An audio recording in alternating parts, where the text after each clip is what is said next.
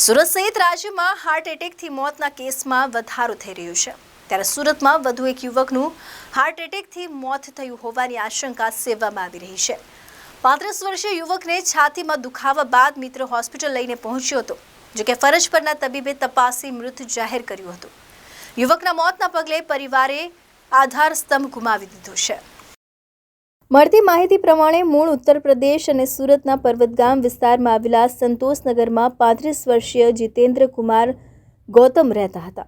પરિવારમાં પત્ની, એક દીકરો અને એક દીકરી છે, જે વતનમાં રહે છે, જ્યારે જીતેન્દ્ર સુરતમાં 8 મહિના પહેલા રોજગારીની શોધમાં આવ્યો હતો અને મિત્રો સાથે રહેતો હતો। હાલ સિલાઈ મશીન ચલાવવાનું કામ કરી રહેલો અને પરિવારનું ગુજરાન ચલાવતો હતો। ગતરોજ જીતેન્દ્ર ઘરે હાજર હતો, દરમિયાન અચાનક જ તેને છાતીમાં દુખાવો થવા લાગ્યો હતો, જેથી સાથી મિત્રો દવા લઈ આવ્યા હતા અને તે થોડો સ્વસ્થ થઈ ગયો હતો।